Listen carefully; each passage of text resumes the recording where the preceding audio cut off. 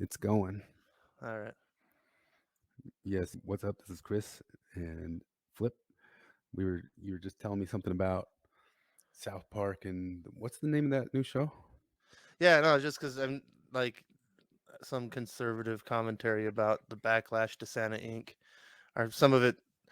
I mean, doesn't both people defending the show are saying like, oh, it's just that people don't like that you're messing with the wonderful childhood tale of Santa, the wholesome family tradition. And even I heard kind of conservative types commenting on the same vein. It's like, well, that's just obviously false because it was making fun of Santa that launched the South Park career. The Spirit of Christmas, you can look it up. Yeah. It's like that's exactly what it is. It's just being totally subversive and irreverent about, and then actually having children say all Yeah. that Well, horror. what I was saying is that I think that it is a bit different than the South Park thing in the sense that it's got that, because in one of the videos, the previous videos, I don't know if you watched the videos I do with Kevin, but we talked about a video by the Critical Drinker where he pointed out that every one of these new Hollywood stories has some sort of trope to it that the old decrepit white dudes got to be replaced by some young Yeah, up and yeah. comer. The same story again. Well, obviously the criticism about it is that it looks terrible. I mean, so I just the trailer is like 2.5 minutes long, I think, and nothing in it was funny. Whereas like the entire film, The Spirit of Christmas, I think is 4.5 minutes long, and it's like it's like Monty Python levels of jokes per second, and Yeah. it and yeah, that's what I'm saying. It's like it's obviously not that. It's that your show is terrible. It's nothing about being subversive or naughty or silly about Santa. It's just that I mean, obviously everybody's tired of the axe grinding, and it just doesn't. I mean, it also just doesn't look funny. It's the Um, same story again and again and again, and they call themselves brilliant for it again and again and again. And what's funny to me is that like the first most popular ones, the ones that I shared this video by Jonathan Pajau. I think I showed it to you earlier, but he pointed out how the story was there in some earlier, more subtle versions, like the new Mad Max and Logan, the Wolverine movie, and Wonder Woman, the first Wonder Woman. These were all critically acclaimed movies, but it's there in those three movies. And it's kind of funny to me, like maybe that's how everything goes, is things start out good and go bad. I'm not saying that like they were great. What I'm saying is that like they were more subtle with the point and more well, artistic with the point, and then it's yeah, gone to complete bonk you over the head with the dumb but point. with the new Mad Max movie, like it doesn't matter if they were doing that because the character made sense, was believable. The motivations was made sense. She wasn't just invincible. Like, it just They're more subtle with the point. Yeah. yeah, exactly. It was it preserved storytelling. Yeah. I mean, I actually I've been thinking about this a lot, and I don't even know how to exactly articulate it because one of my favorite TV shows ever is Squidbillies, and I wasn't and, expecting that. and well, because what I'm getting at, well, just what I've been thinking about so hard lately is that because Norm Macdonald talking about Alec Baldwin's Trump, and Alec Baldwin says, one of my favorite things that, or not Alec Baldwin, that Norm Macdonald says about comedy and impersonations is that if you're going to do a good impersonation of somebody, you have to like that person because they like themselves. And I was thinking about Yeah. how Squidbillies, they've done 10 seasons and it's about truly horrific characters. Like the main guy is an old southern racist redneck of all the worst types, right? And yet you like the He's character. all in the family type stuff. Yeah. Yeah, but the character, like, he's they What's give him with a All in the humanity. Family? Everybody liked Well, and it's the the same thing as South Park. yeah, and the point is you can tell that the people making the show, are southern guys from Georgia, and and they like southern culture, you Yeah. know, that which is and they're obviously they don't embrace all of the shittiest parts of it. In fact, they've made a show lampooning it for 15 years, There's And all these Facebook memes that people put up that say like, if you idolize this person, you missed the point, and it will show something like the Joker guy and the yeah. yeah, and I always like look at that and say, I think you guys are missing the point. I mean, I don't think people did go around idolizing those people. They like Yeah, might mimic or dress up as it for Halloween or something like that, but like I don't think anybody's like saying, "Hey, I want to be Walter White." You know, yeah. they'll play with the idea like as a joke. But yeah, and the point is that yeah, all the characters in the show are basically awful for different reasons. Like the best one, the least awful one is the kid, who is also kind of the progressive voice in the family, in typical sitcom fashion. But yeah, like you can tell that you like all the characters because they're genuine, and you can tell that the creators and the voice actors don't hate rednecks. They don't hate I just want to funny hillbillies. because I just They I don't, just found the Alec Baldwin Trump thing insufferable. I didn't think it was funny at all, and partially because half of what they're doing about the Russia stuff just didn't ring true or funny to me at all either. But just recently on Saturday Night Live, I haven't like messaged them on their Twitter thing. They put up a guy, their new person who does Trump, does a pretty darn good Trump, and it even kind of zings him pretty well. You know, he does these things, but it obviously like doesn't just paint him as like this complete brutish, dickish idiot. It paints him as kind of like this huckster, you know, who also gets a kick out of I don't know, media stuff. And I messaged him. I said on the Twitter thing, like, "Oh, look, you guys finally got your Trump thing figured out just in time."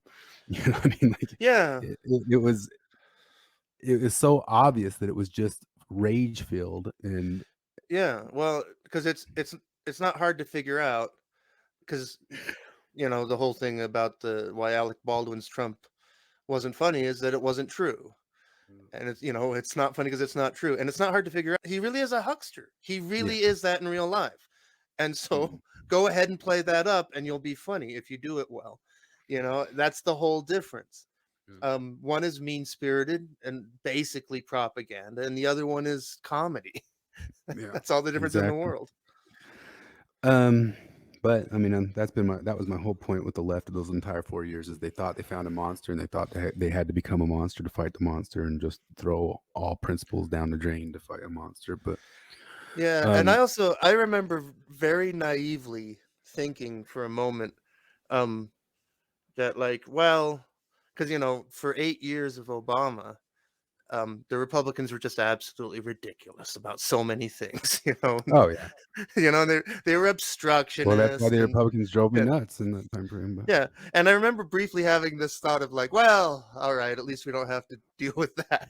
and and yeah, and the Democrats, like anything the Republicans did, the Democrats just doubled down on harder than ever before.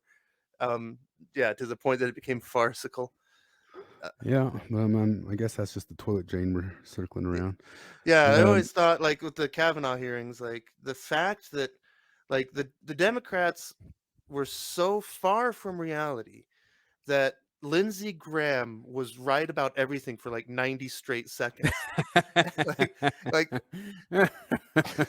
they had me liking Lindsey Graham. yeah, like for 90 seconds, like Lindsey Graham spoke, and That's I'm like, I'm that's I'm where on. my ultimate He's hate right. comes. That's why I learned to hate him is they made me like Lindsey Graham for a minute. Yeah, Um, exactly. Like I just thought, like, how? Wow, that you can't even beat that standard. so I mean, I guess I got some clips to go along with that. I've got we're some, we're under 25 minutes. yeah. Well, I've got some John DeLynn, and that there was so much that happened this week. The reason I don't have one or two clips is because I have 1,000 clips, and it's too much. Like honestly, when this stuff comes up, and we look at it every single day, I honestly think I could get 3 hours out of every single day. And half of me thinks, you get done with one podcast, you're like, well, what's next? And then a week goes by, and I'm like, we could have done something on each thing here.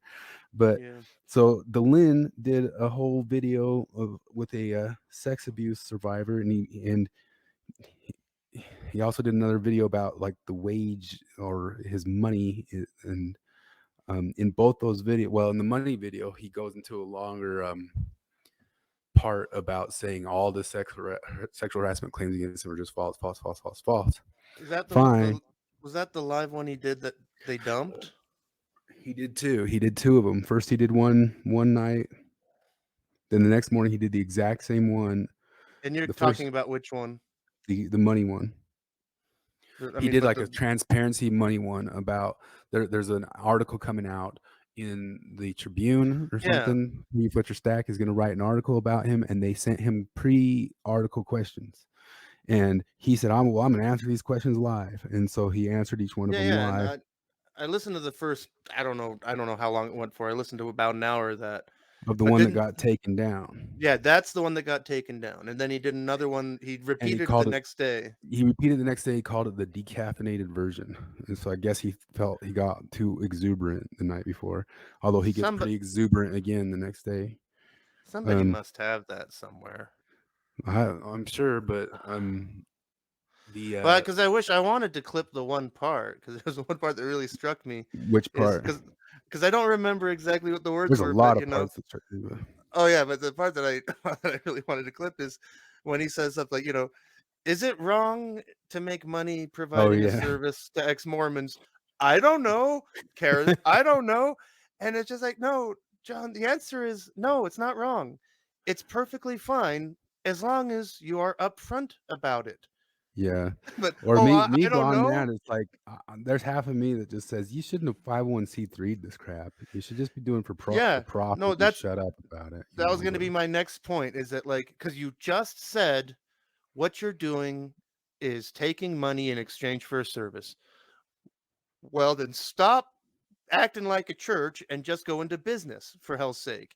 Because if there's any real value to what you're doing, then why do you need to mask it behind this charitable thing? Just like, You and just you do can it and even let it be. But you can even do it on a nonprofit model, right? Like that exists, isn't there? I mean, there's all kinds of different structures, but I think well, there's you a pay reason less why taxes and it's. you get more write-offs, like, but Oh, I guess there's that. well, yeah, but the other end of it too is that maybe it seems more like it is a legitimate, I don't know, religious help sort of thing. I don't know. I don't think psychologists, like a random YouTube psychologist, would be able to call themselves a 501c3, would they? So it's got to be like called No. religious or something like that. Yeah, well, okay. I don't have this thing on any exact point. It's just kind of showing what it was. Look at it in fast. Can you see that? Look at his look at his face in fast motion. And you just kind of see it's like melting down. But so, I wonder what's going on in his mind. Coaching and so we'll just listen to it for a couple of minutes. But go So ahead. this is the day after This is the archived day after. The first day version. he had Kara on the screen with him. Half of me thought the reason he did it differently is because she didn't want to be on the screen with him. Huh. But the other night too, he started crying in the middle of it and stuff like that. The day he Oh, see, I wanted don't to think be I moved got that back. far.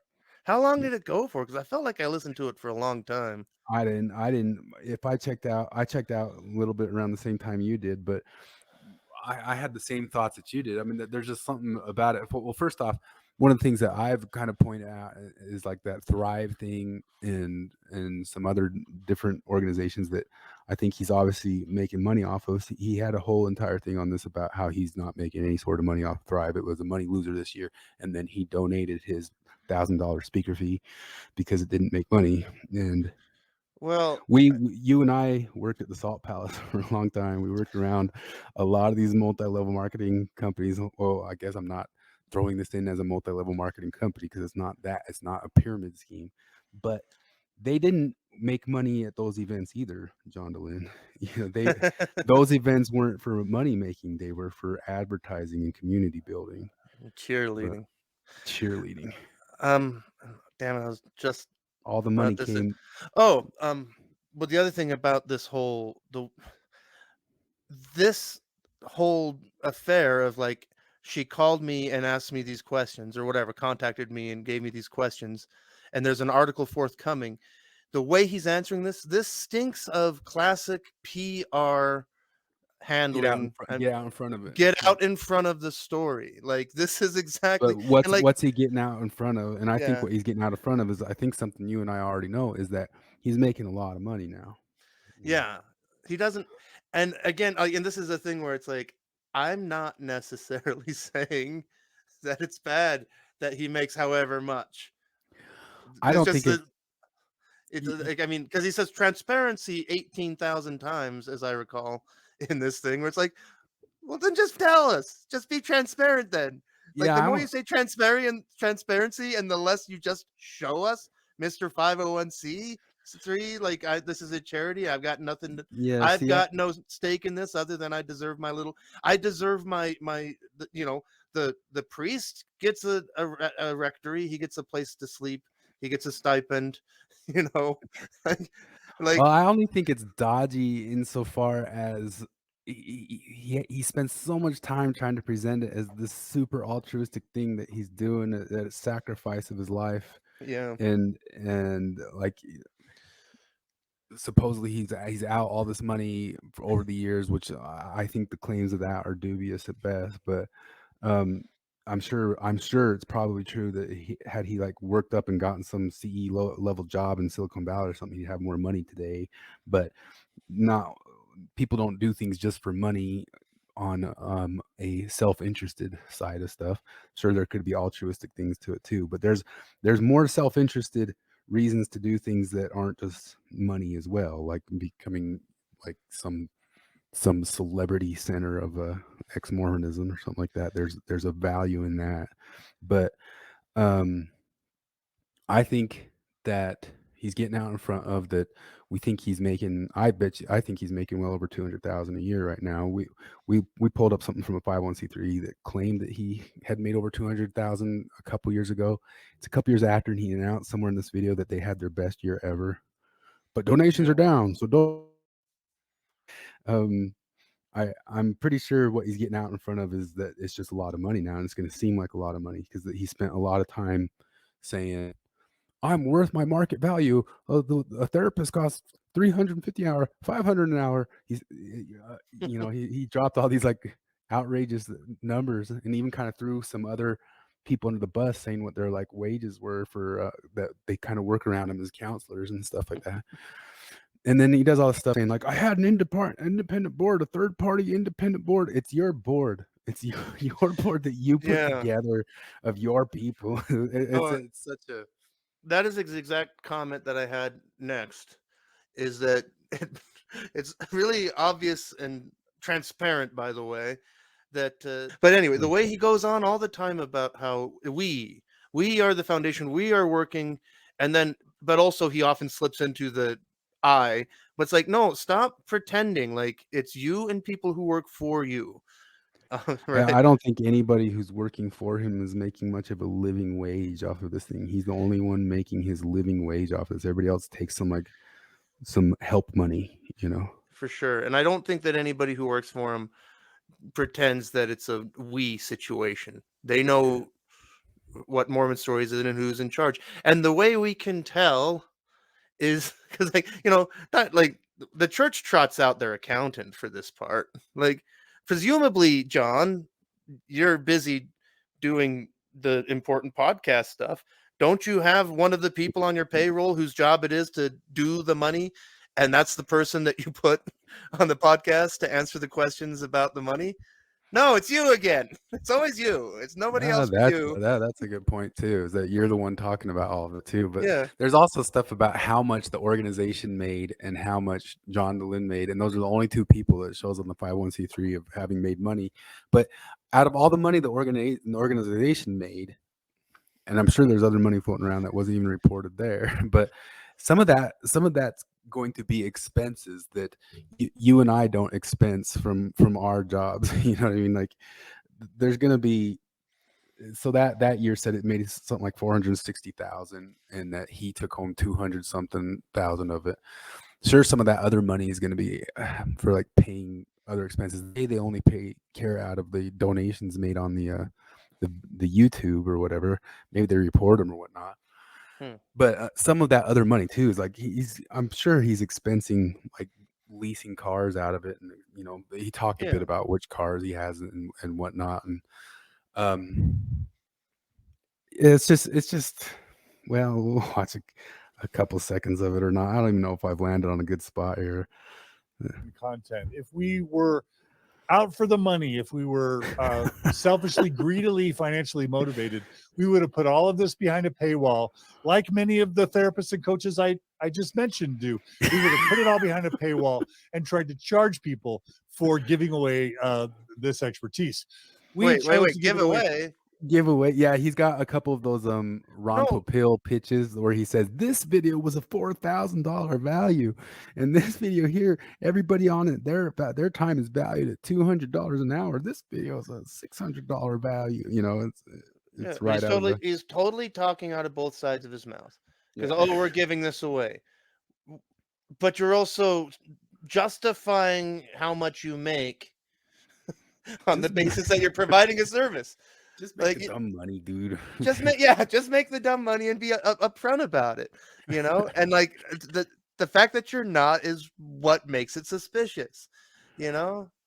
Yeah. It couldn't be more obvious. Like if you're doing a 501c3, fine, show us how much money it is. And I think I don't know. Suspicion is the reason that he doesn't just tell us is because everybody will go, well, hang on a second. Jeez, that's a lot of money. Yeah, this really is structured more like a business that you should just go ahead and do a business. And if you want to be all charitable about it, then set it up as a not-for-profit business of some kind, all that crap. But yeah, this bullshit where it's like, oh, just a 501c3. Because what's the...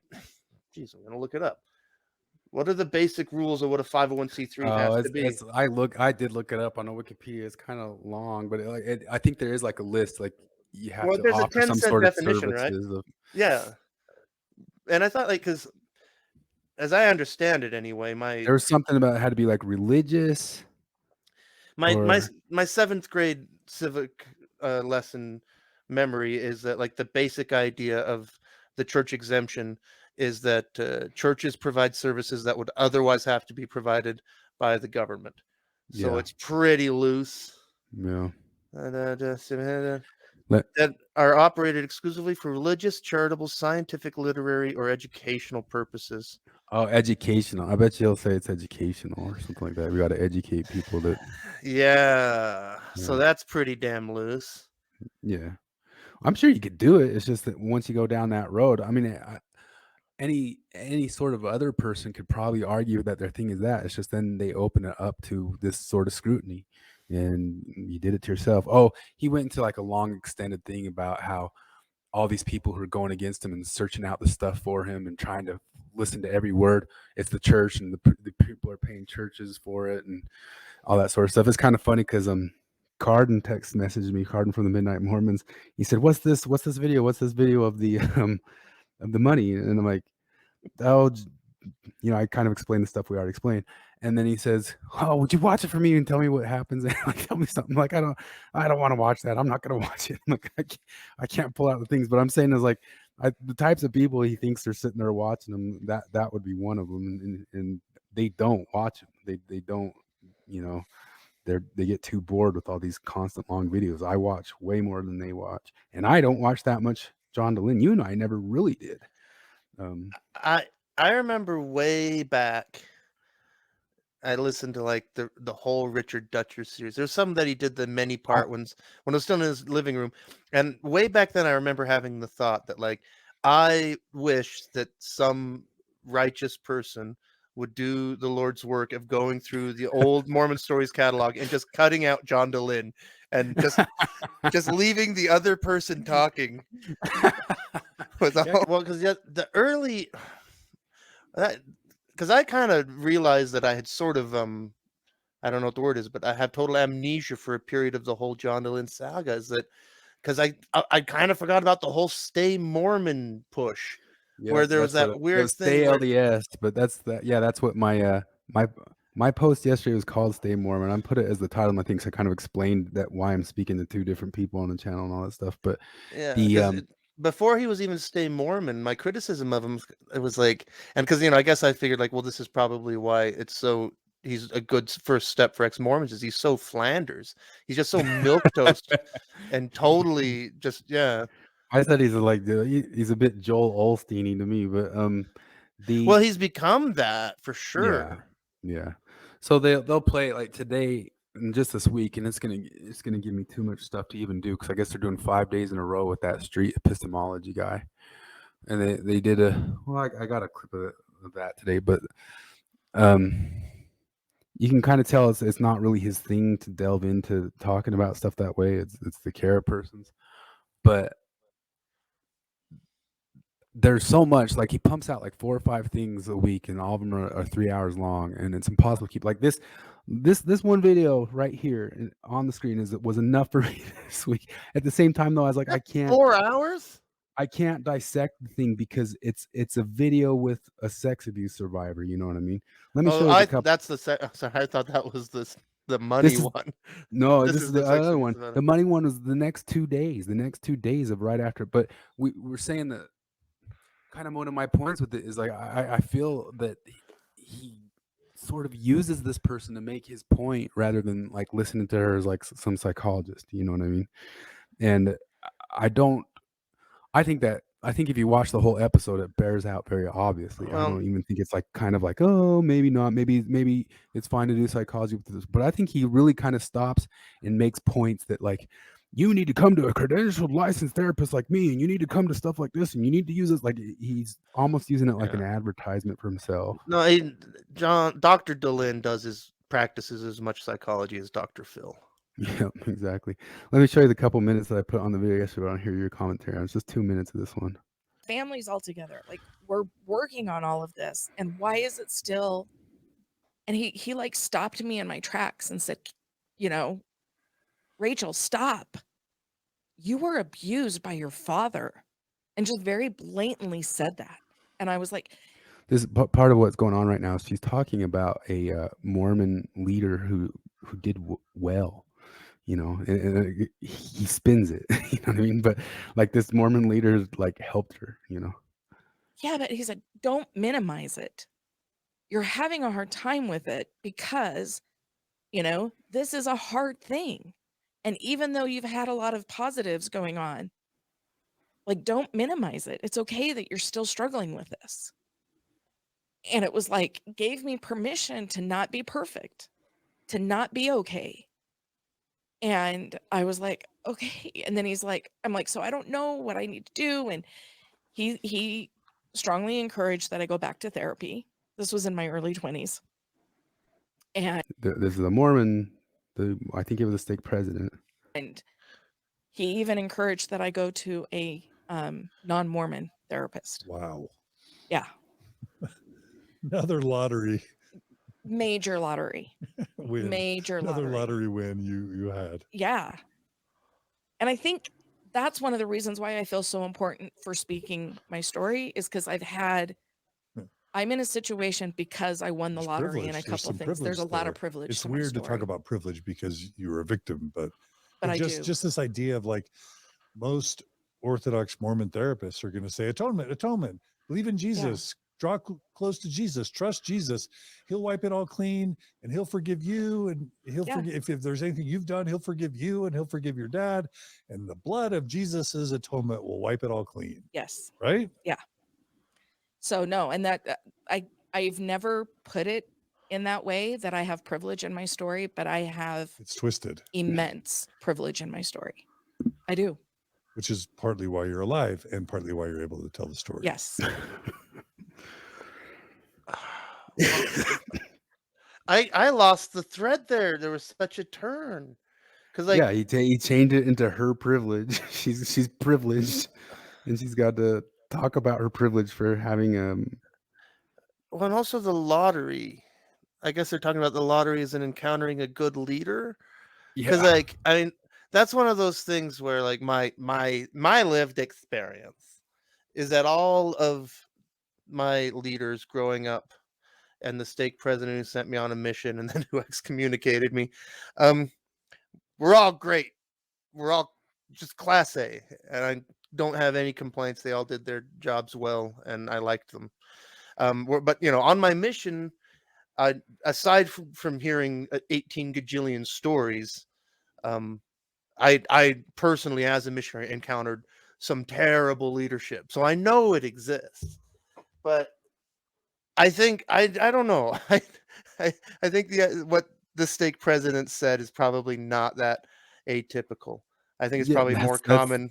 That was my point. Is I said in the video yesterday that like I'm sure if anything gets sufficiently large, which has always been one of the points about all these organizations that get these claims against them.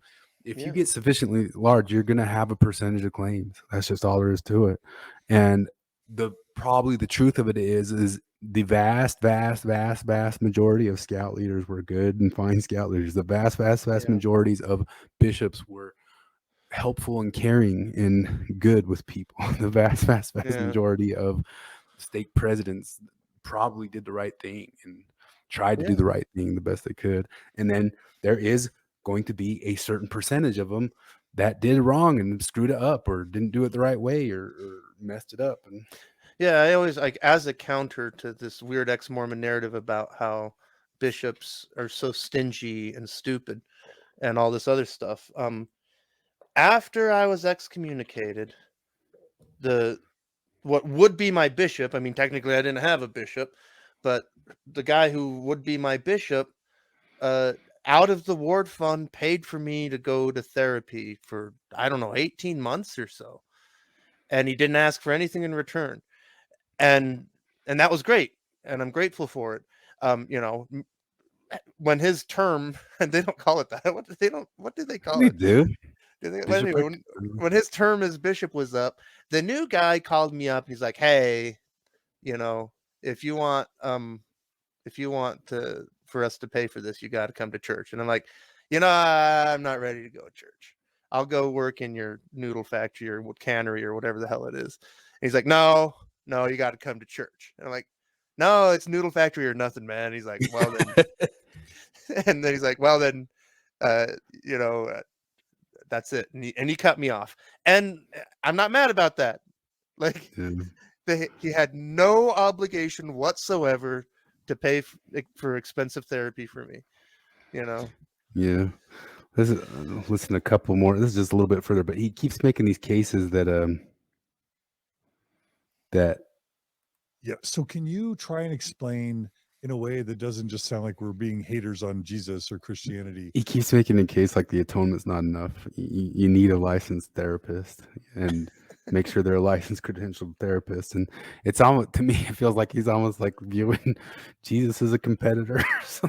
Well, Why? and he's also, it's like the reverse miracle of forgiveness. Yeah. You're never going to get over this unless you follow me.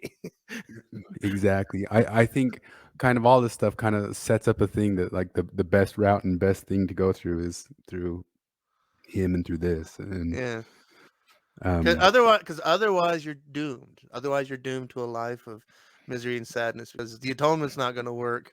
Yeah. And unless you come through unless you partake of my service that I provide, is what John Dolan says. And you're a victim, and the way to really work through this is to keep calling yourself a victim and stay a victim and keep coming back and sharing your victimhood with us or turning to us. Whatever you do, don't move on. Yep. Learned helplessness. Atonement theology is not necessarily harmful and or can be is not necessarily helpful and can be harmful when mixed into a therapeutic treatment, basically, for trauma. So with my first therapist, I didn't feel like the atonement was really brought in. So and was that an LDS church services? Yeah, this is therapist? all our stuff was done through the church stuff, and they did fine, Yeah. My therapist. Oh yeah, that's the other thing. The bishop paid for me to see she was a Mormon, but she was in private practice. It wasn't an LDS family services therapist. It was a lady in private practice, and she was also totally cool with my whole I don't know about this church stuff anymore thing that was going on with me.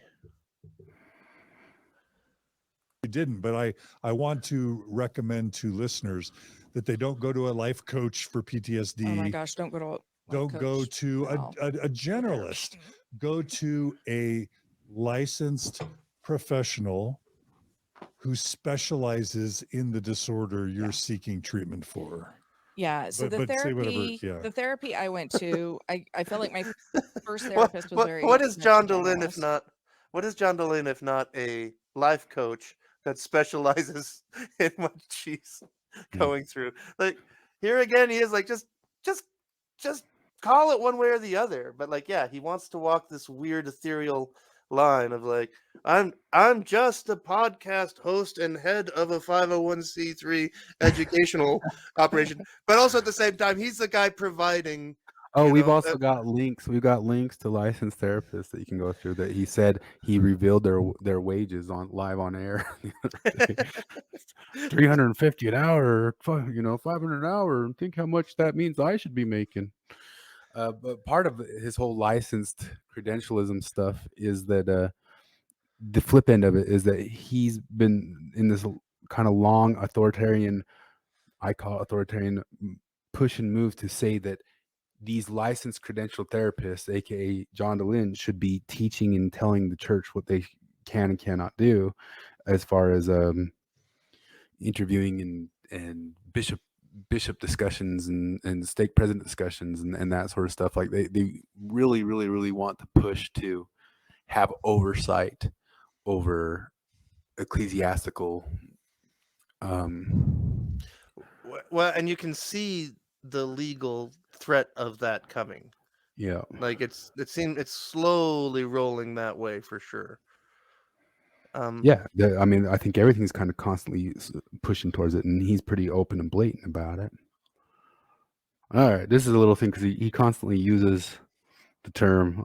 So I sometimes wish that I was one of those internet pros, or I don't even know if those internet people do it themselves because they probably get somebody else to do it. But you know, like when an actual justice warrior gets a he gets clips of Anna Kasparian saying he crossed state lines, you know, like I wish if I could have like a clip of that. I'd like a clip of them talking about deconstructing stuff. The other one I'd like to clip out is them saying cause harm, it causes harm. Super racist Is when I actually got them to talk about. I put up a super chat saying drink every time John says super racist, and they read it unironically. Yeah, because it is so super racist. So, but the cause harm. This is a little comment by it's real quick by Carter from Unsafe Space. Okay, so this is back to the video. Finally, you hear it? Yeah. Fine. X is 3, right? They can make X whatever they want. How do they do that? Well, they take a word in the English language and use it as a variable. Harm is a variable. Harm is not a concept for them. They're not using it as a concept. It doesn't mean anything at all. What it means is X. The same way that they use actually healthier or healthy when they talk about a public conversation. It's X. It's a variable. It can take on any value that they desire, precisely so that they can later claim we are following our rules and the outcome is this particular outcome. And look, it just happens to be exactly what we wanted, right? Because they can just reverse solve the equation, plug in for X what they want, and get the Y that they want. These words, when you hear another word they use a lot, safety. When you hear safety and harm and healthy conversation on Twitter, those are linguistic variables. They're not words. They're not language relating to actual concepts at all. They're intentionally not relating to actual concepts. They can't have them relate to actual concepts. They need them to be fuzzy, ill-defined, and subjective so that they can assign whatever value they want. John DeLynn lives off of that cause harm thing and healthy, and you know, every single thing in the world is what he believes that if he says cause harm enough, it should give him certain amounts of control or certain amounts of I guess clout that people should turn to him to reduce harm, as if they could actually reduce harm. Yeah, and like, because in that MLM way, you know, what is he selling? Oh, product. He products that promote wellness.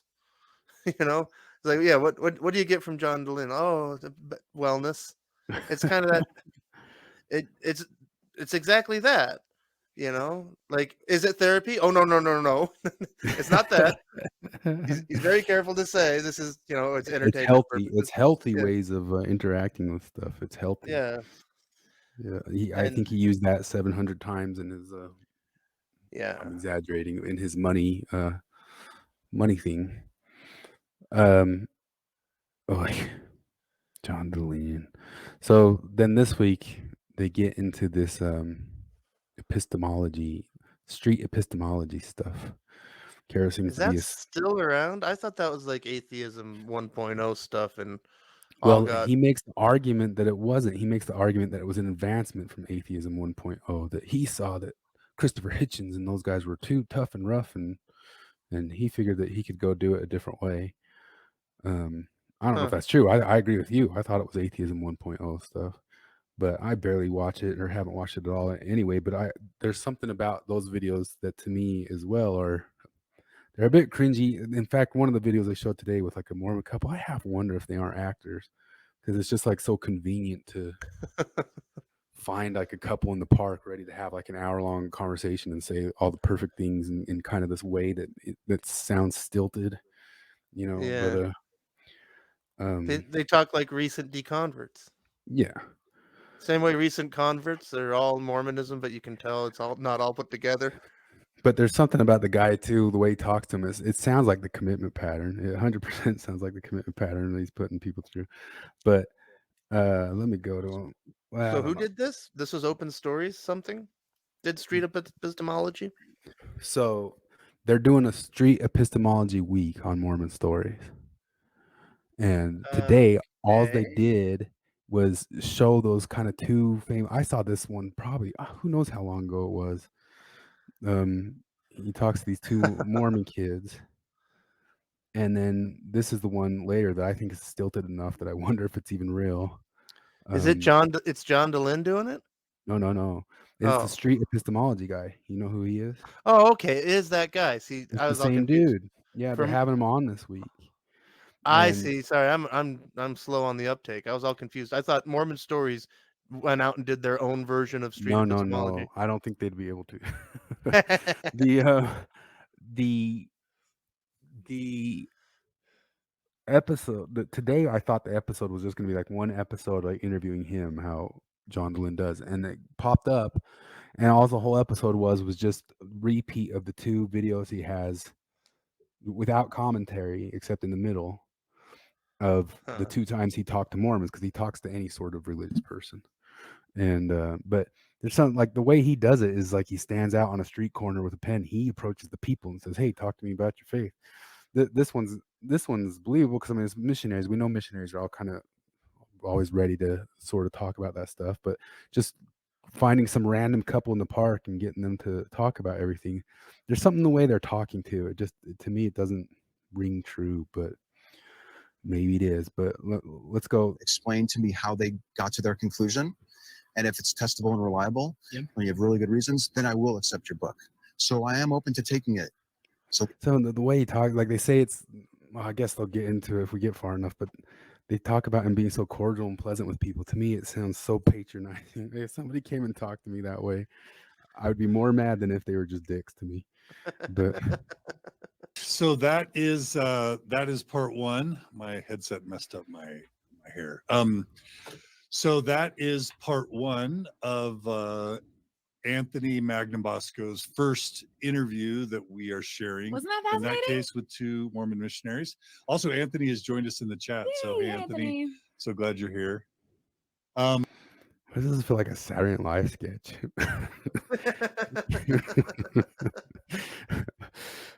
Yeah, so we have over 400 people listening live right now. I was We one of We them. want to I said, now do standpoint epistemology. They didn't listen to me. jump right into the And you couple think- that Anthony. You would think, why not? Like, that's one of those things that they always hate it when you take their ideas more seriously than they take their ideas. That's always Where you're the like, well, problem. Because, like, why don't you do some standpoint epistemology right now? Like, because according to you, it's a valid way of analyzing things. So go ahead and do it. Well, this is exactly my point. It's actually going to be the next clip I pull up because this thing goes so long. But part of the point of this is the street epistemology guy. The Mormon missionaries are approaching people, so I think they're like fair game. But if you're the one approaching the people, you're the missionary, you know. And Totally. this is almost all kind of like starting to advocate for you go be the missionary to start pushing this and talk on people.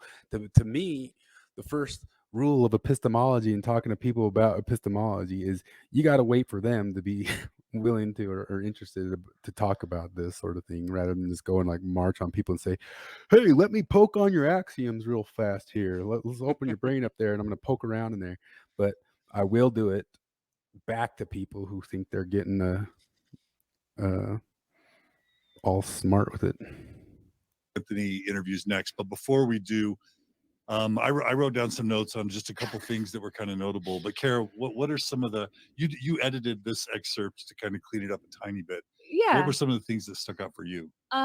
If you'll notice how there's another actual street epistemology channel called Cordial Curiosity. So you'll notice the cordial nature in which Anthony engages with what are called What would be a good channel name? Patronizing Platicas? That's Spanish. Patronizing performances. interlocutors, just your interview partner that you're talking to. So in a lot of spaces, especially atheists, they want to debate, they want to challenge, they want to go toe to toe talking about doctrine, and that's not the goal whatsoever of street epistemology. It's to get to the more fundamental baseline of what gives people their confidence. And he'll go into, in this next video, into a confidence scale and what people's evidences are, and maybe if they had that evidence removed, how their confidence might change from that. So I just love Anthony's kindness and respect that he has, and you'll notice that he has concern and consent, and he wants to make sure people are as comfortable as possible. Again, going back to being as cordial as you can be. And I personally identify as an atheist, and I hope that a lot of people who are atheists and are talking with somebody who believes in God, and you might believe completely different things, I hope that people will take a lesson from Anthony on how to engage really respectfully. You guys will hear this tomorrow when we talk to Anthony about his story. But if any of you remember, so I just barely got accepted into the street epistemology community. I had to do a questionnaire to get into it, but Streeter tells me it's they dig the critical theory in there.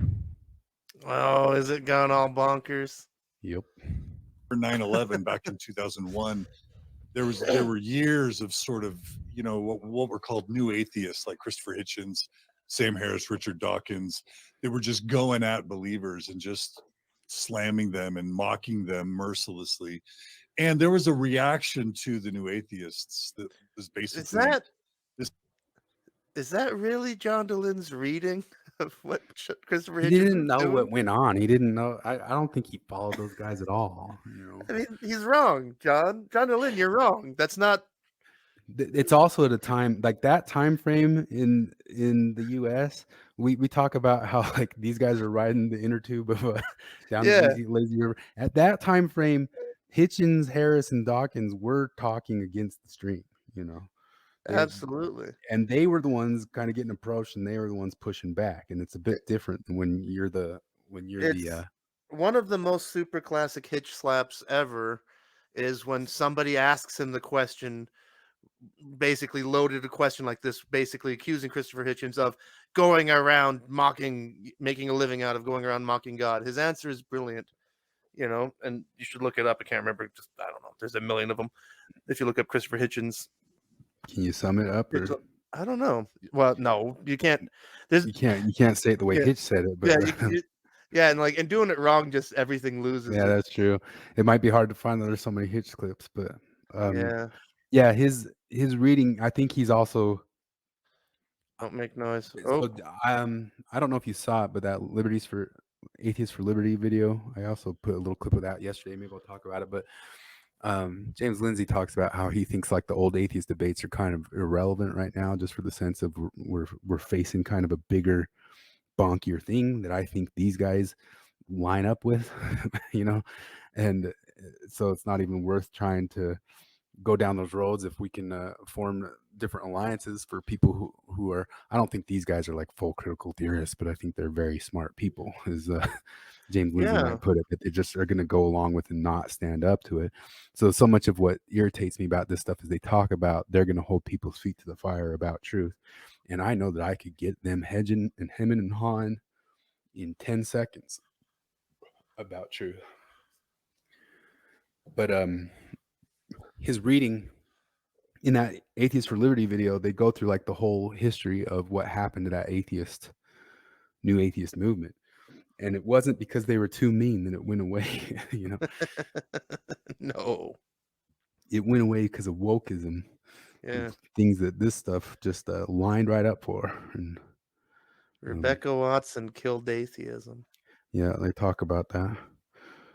But so they're saying that this guy wanted to be like a more cordial version of it, but I guess like kind of patronizingly talking to people on the street is a more cordial version of it. But This Did is a somebody turn-off. already make some kind of meme with juxtaposing Nietzsche, God is dead, with Rebecca Watson, New Atheism is dead? that'd be a good one.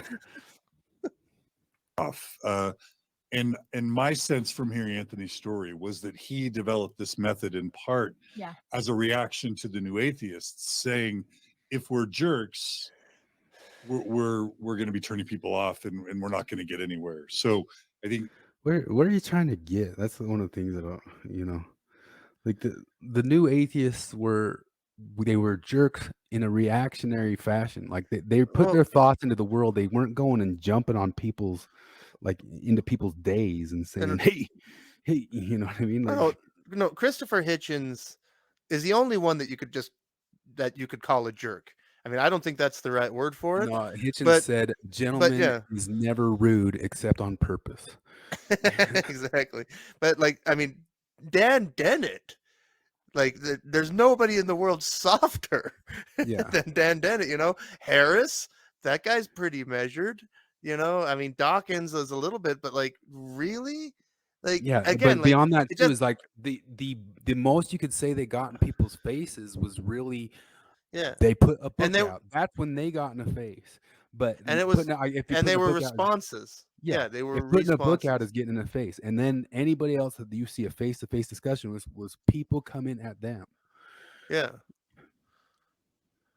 They weren't going, let's go to this place over here where we see these Mormons and try to put them through an epistemology challenge. Hitchens didn't do that once in his life. No.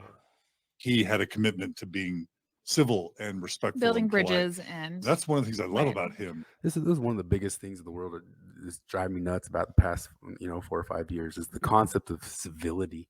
What is actual civility? Is being like generally sort of rude civility, or like is Hitchens being rude to somebody coming at him and trying to give him kind of snarky attacks, coming to him to do it? Is that more rude than this guy politely going up and patronizing people on the street? It's like Yeah. like cordiality and rudeness and stuff like that. That's part of the huge problem James Lindsay has with people online, is like there's all these sorts of people who are caught up in politeness and they get totally twisted up in their heads of like when being polite is necessary or not. And sometimes you're being polite to somebody who's being an absolute monster, Yeah. and you're letting them get away with stuff when they're being an absolute monster. Or Well, I run into the thing constantly where I'm just simple and direct, and I Mhm. try not to make any assumptions. Well, Which we were for me trolls. is how you, for me that's how you show respect and be polite, is be direct, don't make assumptions. But apparently that was all the wrong stuff to do. Yeah, that's what I'm a made us troll. Yeah. horribly impolite. for Just sure. as a human, he just is that way. He's a better person than me, Anthony. He's a good guy. So, Me too. yeah, I hope you guys will take away some of his just like I don't give him much a crap about the street epistemology. I watched like 1 or 2 of his videos and didn't find him that interesting to sit there and Yeah, kind of put unsuspecting people through like a philosophy 101 class, But Yeah. I think I remember watching maybe an hour's worth of him seriously 10 years ago, and I was like, oh, okay, that's good stuff. Like, there's a little bit that I like, about his approach. Like, I remember his thing where he asked people, like, how convinced are you? Would evidence change your mind? Okay, good stuff. But yeah, like that was I didn't know They're that good he made a questions. career out of it. Yeah, They're good questions for when somebody else is opening up that answer to you, or Yeah. they're doing something that's infringing on you, so it's time to talk about it or something like that. Maybe if like Yeah. you're at like some place where discussions are being had and the idea is to have discussions, it's good, perfectly fine to bring up. But approaching yeah. random people on the street and putting them on the spot in front of a camera. I got unfriended for asking what evidence changed your mind. Literally, that was Was that to a religious person? no. Well, I mean, No. yes, it was about Breonna Taylor. So yes, it was about religion. Yeah. Cordial nature. Yeah. He's amazing. So thanks for joining in the chat as well, Anthony. And any believers, I know there might be a believer or two in the chat. So you guys are obviously welcome. Everyone, if you are a fan of street epistemology, we're going to call it SE from now on because I can't say that mouthful so many times. But if you are a fan of SE, please do your best practice in the chat to be nice and cordial with believers in the chat so that we can continue to have good conversations. And we can practice. I noticed several people did this. Yeah. We had a believer show up and say, "Hey," I'm paraphrasing, but like the spirit is something that you just feel it, you can't prove it. And several of you in the comments were practicing good street epistemology with our believing listeners, and we love Look at that goois. that. Let's use our chats as a way to practice street epistemology. Why does that feel so much to me like a like, I don't know, like It's an church. informational video? Yeah, no, it's church. It's absolutely church. Beyond being church or not, there's just something about his goobery head and the way he says it that just feels so something out of like a 1950s. Yeah, no, you can tell from the very beginning that he's very aware. Like he's trying to be a public person. And so you Yeah. can tell he's always been very careful to maintain that just sort of basic TV look. Yeah. Ah, right on. And if you notice from the video we just showed, the missionaries with street epistemology, you kind of have to go at one claim. And with Mormonism, it's kind of a whole package deal. It's the Book of Mormon is true. It's Joseph Smith restored the true gospel. Let's go to the second of this. Hold on. That's true. That Jade, would you mind? Yeah, I've heard Okay. that. I'm Anthony, by the way. Anthony, he's Anthony. I'm Jenny. Hi, Anthony and Jenny. Sorry, our hands. That's all right. You guys want the water? No, really, we're fine. Okay. So is this like for your schooling, or is No. this just like a personal? There's this study? thing called street epistemology where people are going out and having talks. I've been doing this for like 5 years now. Is this his living? And, I think so. They 'Cause say he has a video that's- that's twice as large as John DeLune's. Because that's a little bit sneaky. Yeah. He doesn't just say like he's like, I'm doing this for my YouTube channel. Okay. And let them this is ask like- like, oh, do you do this? Mormons Do you do walking this for around with money? like a faith shirt on. You know? Yeah. And they're both wearing blue for BYU. it's sort of like I talked about. It's like a method for probing people's beliefs to see if So is it just like a hobby? it's my personal hobby. It's a personal hobby. But I've been doing it so much that, and I've been recording my talks with your permission, and people have been watching them and going out and doing it as well. And that's not that I started it or anything. I'm just trying to help promote it by That's a recording it. good thing. Yeah, that's a good thing. I think you're trying to maybe reach a understanding of maybe purpose of life. Almost. I think like for me, in general, for me, like, for me, honestly, it's more about a pursuit for truth. truth. Okay. I like Because that. if that's true, that bird is my dad who passed away 2 years ago, Oh, then I want to know about that. yeah. Did I want to know about that? Yeah. There's something I don't dodgy know. about it. Yeah, and you're right about how these people don't really seem natural. I mean, I don't know. It's hard to say, obviously, because they could just be really awkward Mormon types. But yeah, a little more. However, I also like to challenge people a little bit through questioning to see how they could be so sure that is my dad who's telling me hello or something like that. I appreciate you stopping. Yeah, no problem. I understand it's a little unusual to be asked about like a deeply held belief. No, not for us. We like to share our beliefs. We're Latter-day Saints. Interesting. Oh, excellent! I'm so So, glad to yeah. run into you. Yeah. So we Okay. are otherwise known as. Yep. All Yep. right. So you've heard that. That's good. A lot of people haven't heard of the religion. Oh yeah. We like to. It's doesn't ring true to me. I'm sorry. I don't know. Maybe Yeah. there is. You can't I say don't, I'm not yeah, here. like, I mean, it's not, it's conceivable that these Yeah. people are real, but I don't know. Yeah, I don't know. In both of the long things, it kind of just boils down to like the age old thing. Like we go off faith, we believe it because faith because we feel it's true, and that's just what both of the videos are, and him trying to dissect that. Yeah. So it's like nobody's gonna get into like any sort of difficult discussion with them.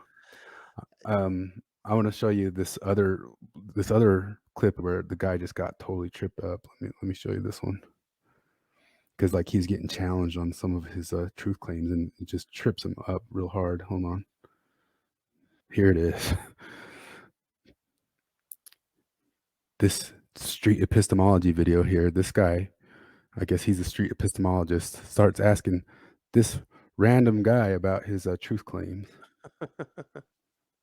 That sports is an interesting activity. I guess the area where it does come up in a non-sports area. Yeah, tell me, 'cause I don't know. So it would be, you talk in your book about the education of children and teaching children about science. And right Yes. now, children are being taught about the quote unquote gender spectrum, which is not scientifically based. That is a theory-based idea. No, wait, meaning that- hold on. People express themselves on a spectrum. So you learn that. That's I don't get- that's a social Yeah, social sure. point, not a scientific point. It's Meaning we express ourselves hold on. based in different languages. Is that something you teach in science class, or is that something that you teach when you're teaching language? So whether the fact that people want to express themselves on a spectrum, on a gender spectrum, whether that fact is something you want to put in a sociology class or in a science class, maybe that remains to be determined.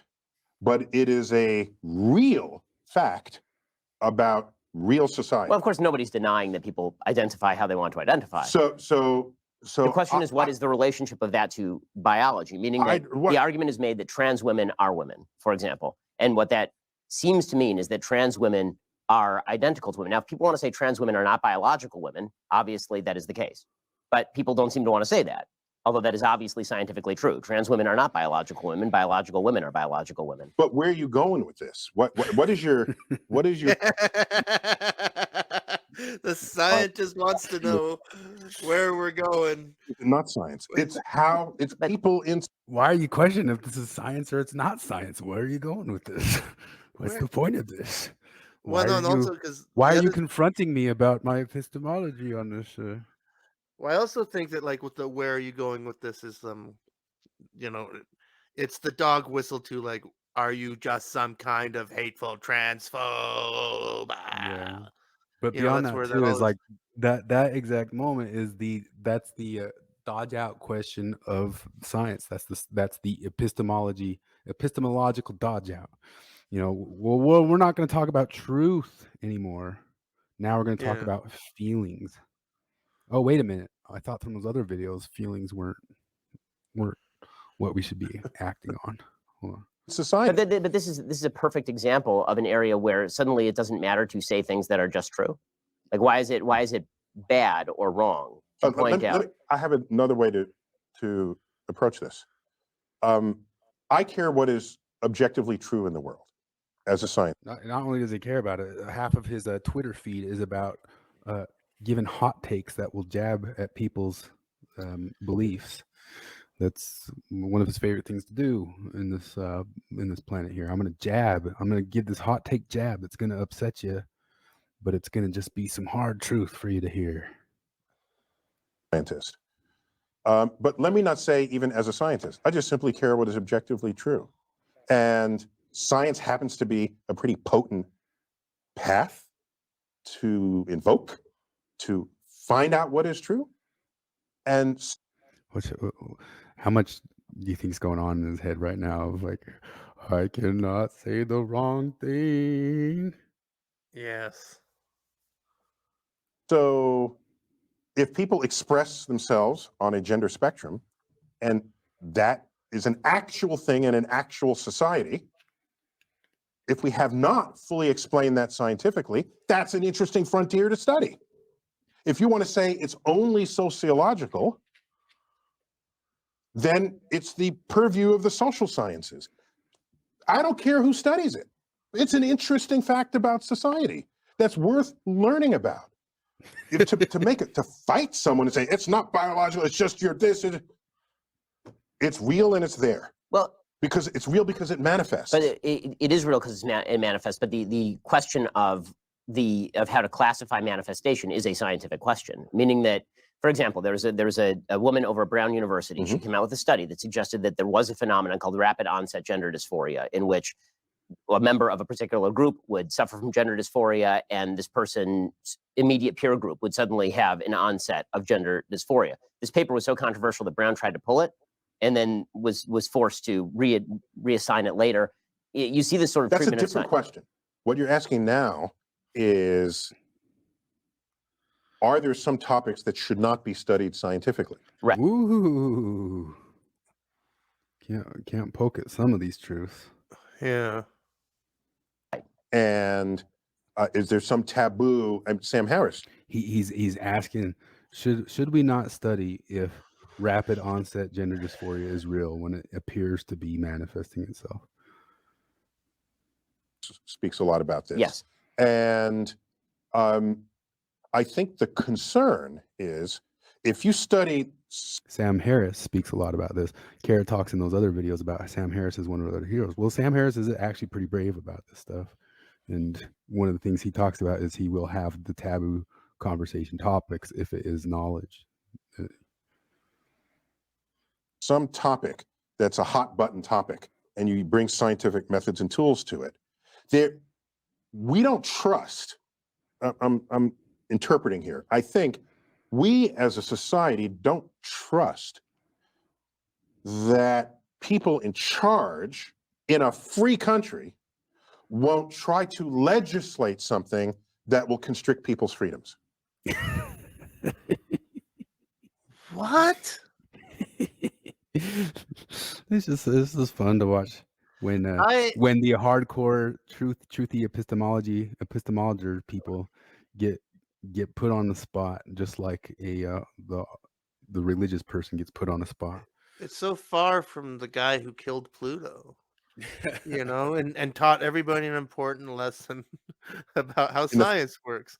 And here he is now talking dead opposite of all of that. Yeah, go ahead.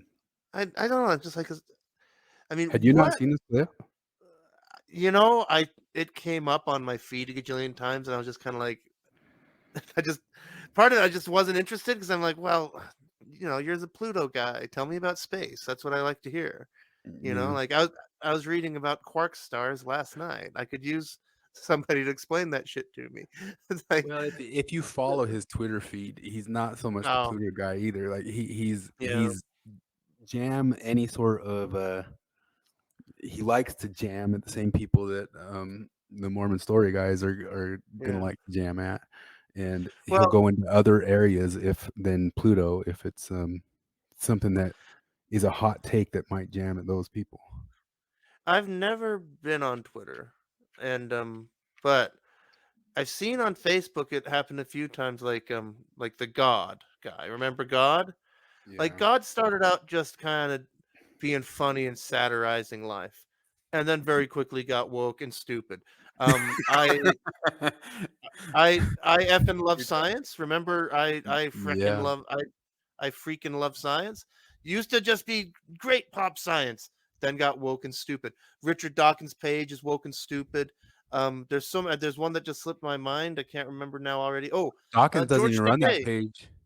Dawkins doesn't even run that page because Dawkins has actually been coming out with a lot of anti-critical theory posts on his own Twitter lately, and he's been getting pushback from the Richard Dawkins Foundation.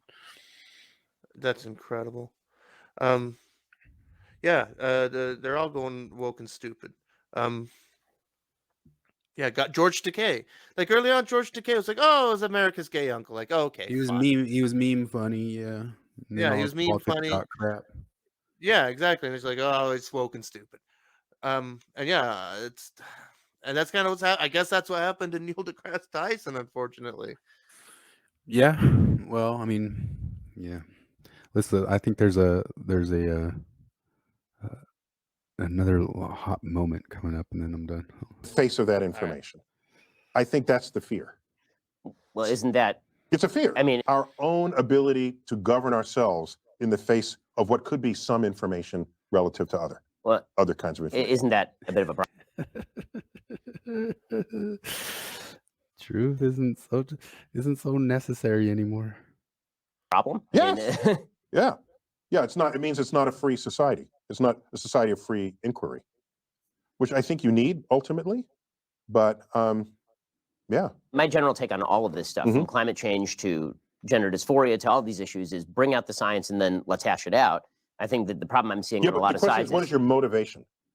Oh, why does that matter? It matters because if you have political power, you could. That's the money shot, man. End up creating legislation that subtracts freedoms from people who previously were enjoying the same freedoms as you. What's your bringing out truth and talking about truth? What's your motivation? Some truth isn't useful. Yeah. Where did we hear that? Yeah, like holy shit, that's amazing. This guy used to be a public science commentator, and listen to him now. He talks like Dallin Oaks. Some truth isn't useful. Like, yeah, history schmistery. If it doesn't build your faith, then what are you doing it for? Okay. Yeah, it's a little painful, but especially coming from him. I mean, he's so up on trying to make people face hard realities and hard truths, and then this is one of my points, is in the face of activism, all that stuff goes to crap. That's one of my first places to start pointing at people. But I mean, Michael Shermer just released an article this last week about things that he was forced to cull or remove from his articles because they didn't appease the right or proper people. And yeah, like everybody talks about the Chinese censors. We almost have that same level of woke censorship in America already, just because people just don't want the exposure, just don't talk about it. Yeah. Because because that's the other thing I like that was built into all of that is this accusation that, like, he didn't really come out and say it, but it was all kind of hinted at, is that all of this opposition to the transgender theory stuff is based on some kind of fear, some kind of transphobia.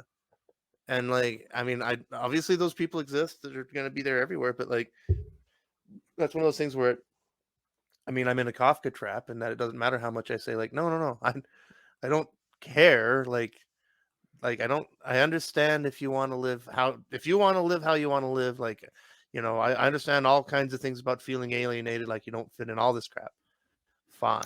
It's just the part where you want to make me accept your weird metaphysical claims. Like, no, I don't have to do that. And it doesn't mean we can't be friends. And I don't know why. Like, why for you do I have to accept your weird metaphysical claims for me to be friends?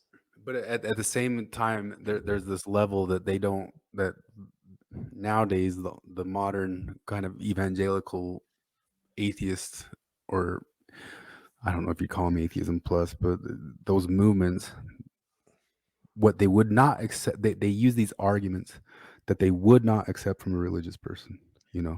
They will not accept just saying, what does it matter to you? Just let me live in the world how I live. They would not accept that. And it's because they'll say, well, you're going to cause harm. You're going to cause harm. Well, I think you, Neil deGrasse Tyson, being afraid to be honest there, you're going to cause harm.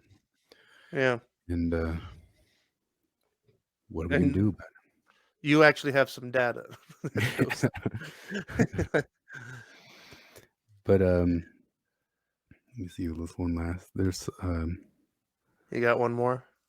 Yeah, unless you want to call it right there. That's the for transgenderism, just kind of some more people getting booted out of colleges for being honest, but I mean, we could call it good right there too. I want to see people booted out of college for being honest. I think seems- there's ahead. probably a better name for it, but like for me, I call them the dinosaurs on the arc type questions. Because there's a lot of these dinosaurs on the archetype questions that either get you ignored or called a troublemaker. Like, you know, you talk about it all the time that when you were a kid in Sunday school, you were genuinely asking sincere questions and everybody reacts to you like, quit screwing around. And I had some of that too. Yeah, And they kicked me out into the hall, and I was like, I was really yeah, asking. exactly. And the thing is, there's like when it comes to fighting anything inside of wokeism, there's a gajillion of these Noah and the Ark and the dinosaur type questions, and they always react in the same way, either to ignore you or to accuse you of being a troll or saying you need to shut up and be serious. You know. Why are you bringing this up? You're trying to cause Yeah. harm. You're trying to do something mean to somebody. You don't want to just talk about the truth of the situation, or you might not have like concerns that the other direction that you're causing harm in another way. Something about the spirit of contention. But they're the kings of epistemology.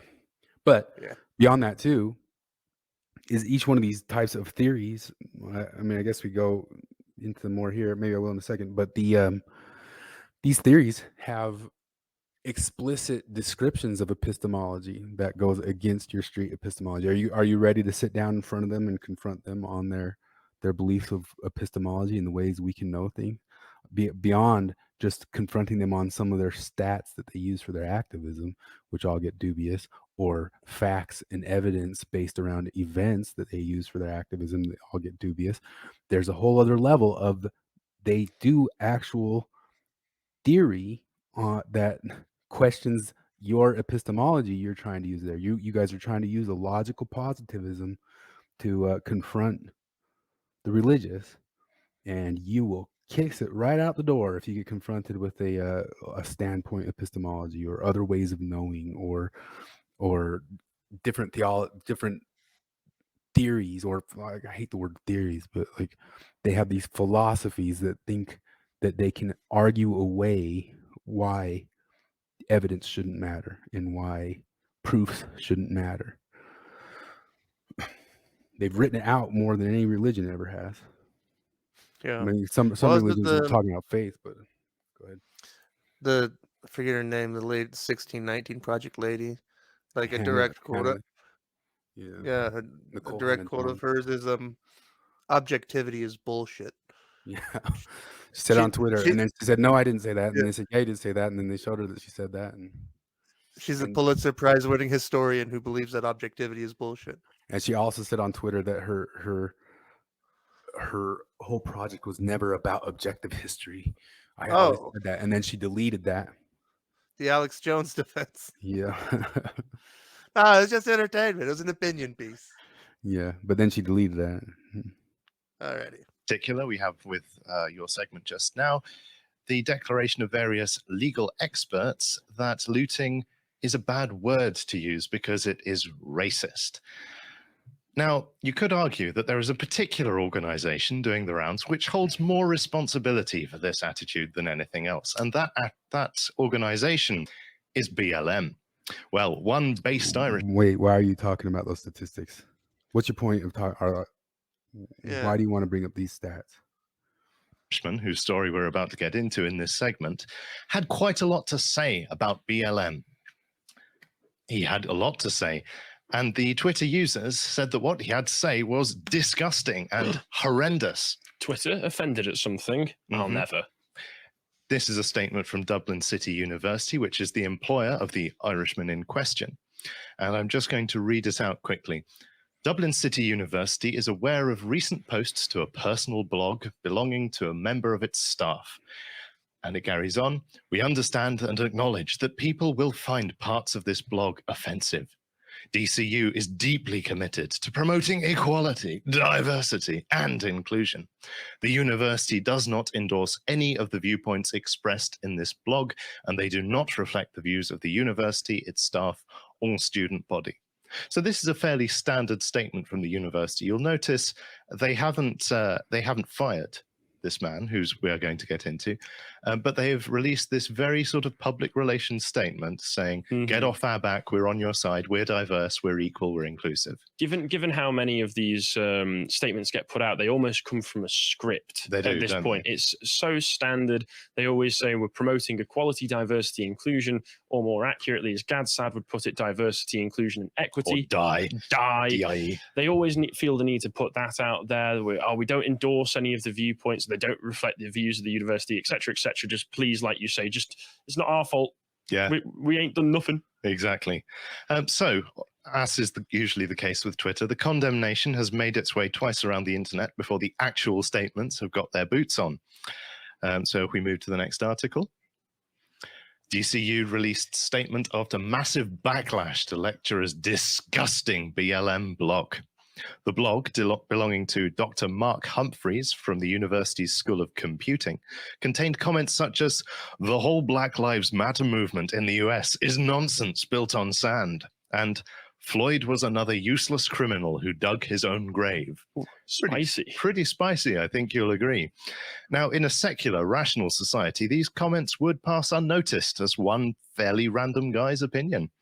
Perhaps if they were noticed, they might stimulate austere intellectual debate on the merits and demerits of the American racial activism movement, or perhaps provoke insightful criticism of critical race theory. Can I also just point out in this article that Humphreys himself, when he released a statement, said, "I've expressed my opinions on various political and religious topics online. I do so under my own name, unlike the legions of internet trolls who've targeted me over the years," so dunking them all for being cowards. It's very much the mote in his eye and the beam in theirs at this point, isn't it? So if carrying on, our society is not really rational or secular at this point because we have a civic religion. BLM may not be criticized and blasphemy will not be tolerated. This sort of statement by Dr. Humphreys is, while it's what a lot of people may be thinking, it's not something you're going to find on the BBC, and that's why it attracts this level of response. Another of his tweets claims that BLM may have caused 3,000 homicides and references the following article, from which I will quote extensively because it is a good summary of a number of studies and statistical reports. If we can move to the next article, John. Studies and statistical reports. And scroll down. That sounds like the tools of the master's tools. You know, you can't use studies into statistical reports. To the first paragraph. So this article introduces itself. Serious crime, particularly murder, soared while everyone was supposed to be locked indoors. Between 2019, by no means a famously peaceful year, and 2020, homicides alone surged by 42% during the summer and 34% during the fall. Many politically acceptable explanations have been advanced for this, with left-leaning publications like Vox preferring to focus on the undeniable economic... Well, anyway, long story short, he got suspended for it. And it's pretty astounding. It's but I mean, I don't think there's ever a time in my life that I've lived more in Orwell's world, where people just walk around and just, what's true isn't true, and what isn't true is true, and they want it that way. Yeah. Why is it so important? Like, it's funny. I mean, it's a rhetorical question. The answer is because they need every example they can possibly get. But, like, why is it so important that George Floyd was brutally murdered and didn't die of a drug overdose, which it, seems to be the most likely thing, because supposedly we live in a country swimming with these cases. Well, and that also becomes the story. It becomes like the virgin birth story or something like that. It becomes the story that the whole movement's based on. So it's got to stay pristine and holy. But I think it also belies, because it's just the fact that if they actually if they lived in the world that they claim they live in, there should be a George Floyd every couple days, or even more than that. I mean, that research that Skeptic Society, I forget it was, whatever the Michael Shermer thing is, where where they showed that everybody, including conservatives, seriously overestimates, if you just put them on the spot and say how many unarmed black men are killed by police over a year, just about everybody seriously overestimates the scale of the problem. And in the case of the left in particular, it can be by like 3 and 4 orders of magnitude is how far they're Same off. thing happened with the numbers of the disease that year too. Oh, And Bill yeah. Maher brought that up, that there's people getting sucked into all sorts of disinformation, and then it's not just that they're, oh, we didn't know that, we kind of got duped by some of these things. If you confront them with it or bring it to their attention, they will freak out. If you try to, maybe you should have like a street epistemology style cordial confrontation with them. But I mean, like I said on the other podcast with us, I did that with my mom about some of the treatments for that thing, and it didn't last very long. And Yeah. but this is just another example. Like I've said before, these types of stories, Flip and I have shared back and forth between each other 10, 15 of these. Like this is almost kind of innocuous. Like people say that's one story or something like that. We've literally shared 10 or 15 of these back and forth between each other for years. And it's more or less constant that something like this happens. So I was just reading about the Hypatia controversy. Oh yeah. Do you remember that one? Yeah. Yeah. She mentioned, that was the one where she mentioned that you could maybe be a trans race person the same way that you could be a transgender person. Yeah. She made the very simple, obvious and rational argument that for all of the reasons that we accept transgender people, we should accept transracial people. And within that framework, I don't see how she's wrong. Yep, but it exploded, and they had to remove it. James Lindsay did a really excellent podcast on that, which I need to listen to again because it's extremely dense and very complicated, nearly 3 hours long, about why you can be transgender, not transracial. With like he actually explains it from within their framework. But with the Hypatia thing, all we saw literally was just a gigantic shit show. Yeah, the racial side of the stuff, they have the structural determinism that's just kind of their social constructionism dodge for biology, because they don't want to admit anything's biology. Structural determinism is that by your oppression, you've caused me to be basically essentially this race. But the gender side of it, I was just saying yesterday that each one of these theories are almost isomorphic to each other. And what it means by isomorphic means it's kind of like it's the exact same framework for just another different thing. And there you just plug in a different variable to the deal. And, isomorphic, you can say is isomorphic. It looks the same in every direction. Yeah, and it's pretty true. And even most of what they talk about, like epistemology, is pretty true across like gender theory or postmodern theory or post-colonial theory. But the difference between gender and the race one is right in that area. And the fact is that the race people kind of get stuck on wanting to partially essentialize race, and the gender people want to obliterate the walls between gender. So that's one of the areas of difference. And so James gets into how they differ in those theories and try to make it all square all the circles. But this all comes from, go ahead. Like, because Brett Weinstein, he wasn't the first one, but like in terms of the college scene, that was the thing that really put all this stuff into the mainstream in a way that had never existed before. Yeah, it's the first the mainstream really kind of got a picture of it. Although there was that one instance of, it's kind of the same thing where that girl with the Halloween costumes, I think it was at Yale, who was yelling at that one guy. That kind of got into the mainstream, where she was talking about this is our safe place, and you're supposed to make this a safe home for us, and yeah. But this, as I've said and stated before, I knew this stuff was in there a long time ago. The problem is that, so the evergreen thing, some of my friends noticed that and say it's just going to stay at evergreen. It's not going to go out to this other bigger culture war. And my problem was by the time the evergreen thing had happened, I had seen it when it was a mustard seed before that.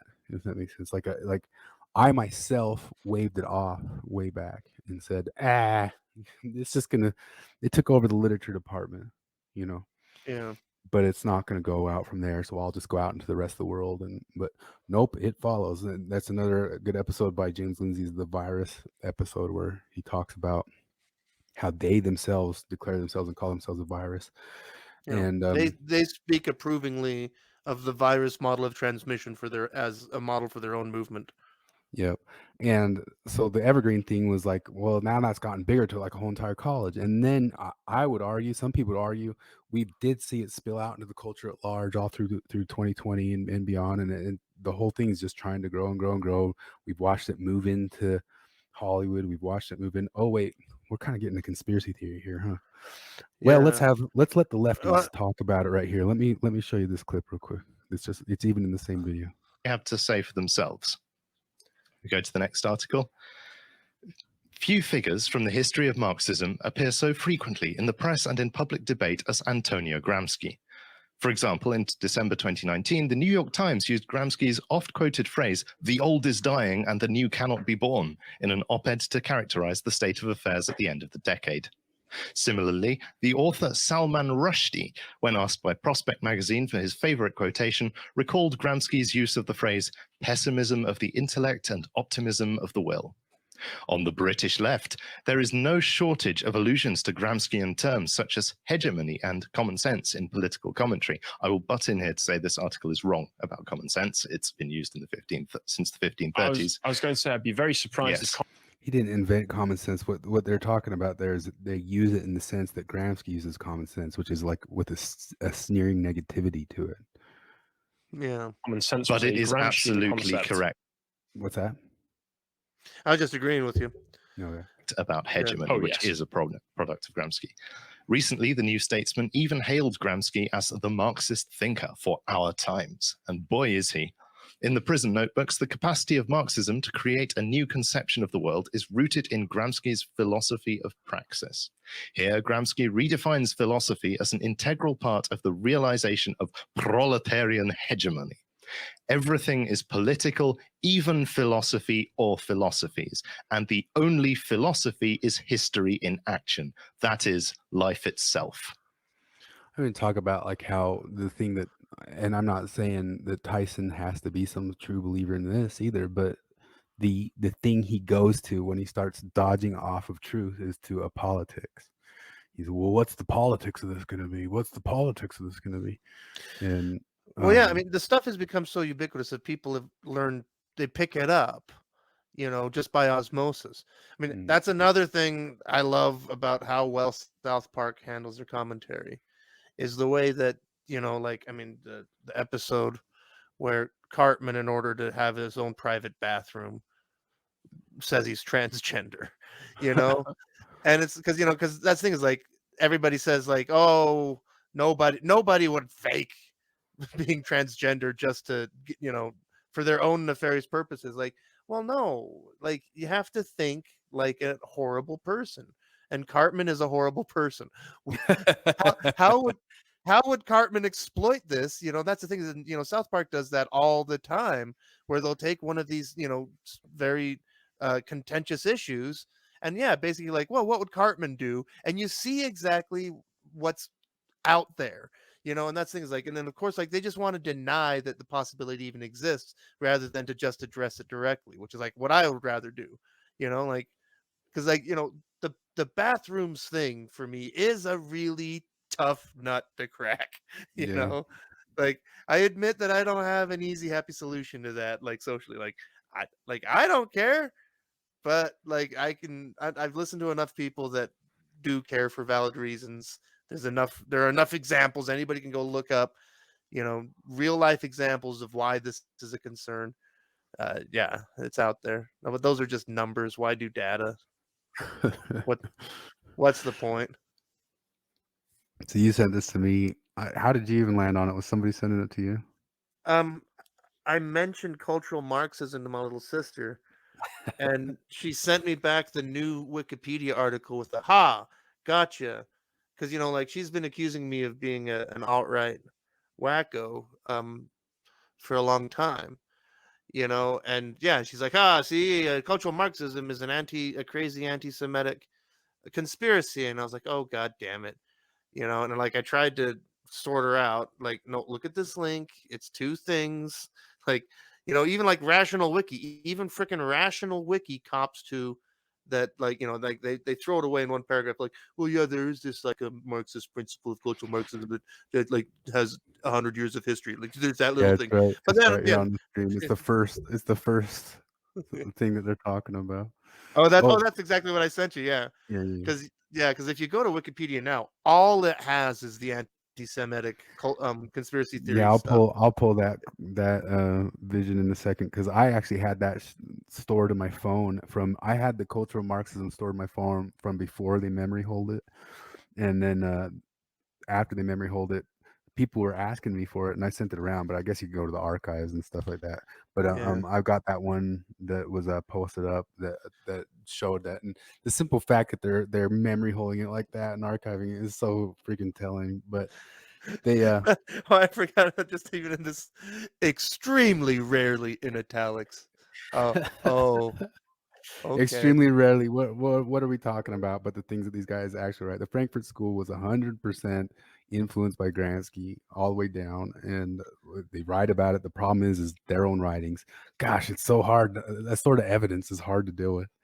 It's hard to deal with their own writings, and it's in the stuff that is ubiquitous in schools and in articles and in journals, and they even start repronouncing a bunch of the words in not just like the New York Times or the Atlantic or whatever. It's in Hollywood movies. It's on MSNBC and CNN constantly. But no, it's not real. And a part-time adjunct professor of drawing that I know a while ago was the school book club he was in at the university he teaches at. The book that month was anti-racist, how to be an anti-racist, and and the next book was Pedagogy of the Oppressed.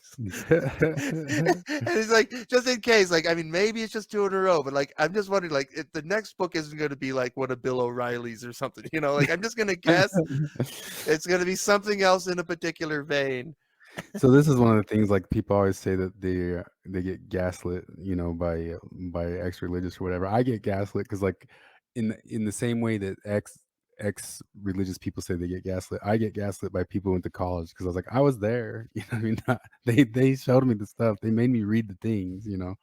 I had to sit, instead of reading Quixote, I sat there reading Simone de Beauvoir, or and that was a different time all the way back then. But I just went through that with my brother a few months ago. Like I mentioned it before, where inside of 30 minutes, he went from saying critical race theory was a weird right-wing conspiracy theory, it's not real, and within 30 minutes, he was like, "Well, of course it's real. I'm fine with it, and I agree with it." And I was and I was talking about, like, no, this thing has taken over the humanities department. He's like, and he is currently getting a master's in history at a university.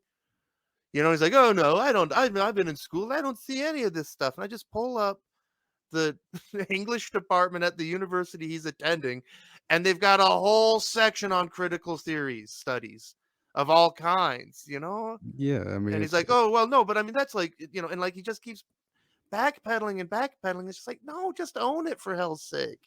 It's just so weird. But I don't know. Part of it, I wonder, like, for one thing, I think he doesn't really know about it. Like, he's just steeped in it. He's like the missionary that never read any of it, but just grew up and absorbed everything he was supposed to know, and he knows the things he's supposed to say and the things he's supposed to believe, even though he's never put it all together.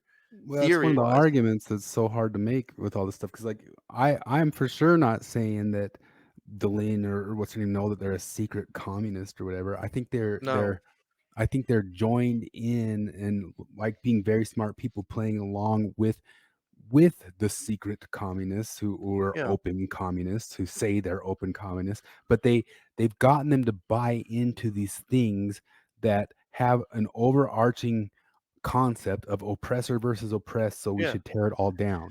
So you guys play along with the revolution without even knowing you're playing along with the revolution. It is not hard to do in that basic vulgar way. It's not hard. It's hard to do all the proper reading and actually learn all the stuff, and, like, I mean, that stuff's hard to actually get to all the foundational stuff. But that seems to be part of the whole idea of Leninism and the Vanguard Party and all that is like, well, there's going to be the small cadre of people who know what's up, and then everybody else just needs to know the right slogans and live and do the right things. And as long as they're on board, then we'll get our revolution. Everything will be fine. And yeah, it's like you really don't need to know much to say everything correctly and be on board. Yeah. You just And be you cynical. are Just what be is cynical. called, yep. And you are, and don't oppose us. Let us in. Yeah. Run Yeah. defense for us. Let us in. But you are what they called a useful idiot. And one time I said that to somebody. It wasn't my term. That was their term. And I said that to somebody. I said, "Now you've gotten offensive." And I'm like, I'm not. I'm telling you what their term is for you. And let's see here. Here's the memory hold cultural Marxism. Yeah, there we go. And I actually had this one from before it changed on there. And they went back to 2014. It happened after 2014. That's not when it happened. That's when they went to look at it. But it used to just plainly explain that this was just an actual real thing that did come out of the Frankfurt School, and then it did inform Marcuse. And Marcuse, the reason Marcuse comes up so much is you got Marcuse, Foucault, and Derrida. They come up a ton because it's those three mainly, and all of their predecessors who got melded in to make all the current day critical theories. They all stem from Marcuse, Foucault, and Derrida. I always argue that like the postmodern part of it is the special pleading part of it. That's the part where they can get dodgy and fudgy with epistemologies, and to try to throw sand in your eyes about statistics and facts. And the Marcuse part of it is the full-on Marxism, or the oppressor-oppressed class, cause a culture fight, cause a war, cause issues, because this capitalistic society we're having is just not good. But the faster we tear it down, well, it's good. It's good for, he'll even admit it's good for some people, but that's why we got to tear it down. The same thing Gramsci was looking at is like, we'll get to the utopia faster because we'll take away the thing that's kind of working for people, but it's just not the utopia yet. And all these ideas are deconstructive, and they're purposely there everywhere, moving into everything. We could do hours and hours and hours about the what we call the new Lysenkoism, and how it's moving into the medical fields, and how it's moving into the psychology fields. And there's 3-4 years ago, I got in an argument with my friends, and I said it took over the humanities. The humanities are already gone. And they said, well, it's not going to get into STEM. It's not going to STEM at all. I got a cell phone. Full of screenshots where it's getting into STEM, you know. But the James Lindsay, what do you call it? The birth of medical Lysenkoism. He reads an article where some Boston area doctors, citing critical race theory, call for giving preferential medical care to people of color. And that's some of the stuff Shermer said in his article. I guess I should have it pulled up, but I don't have it pulled up, that he talked about there's all sorts of things in the medical world that he can't bring up for reasons that are, well, why are you bringing this up? This is politically bad for you to bring this up. Why do that? What's your goal? What's your purpose in doing this science, Michael Sherber? Yeah.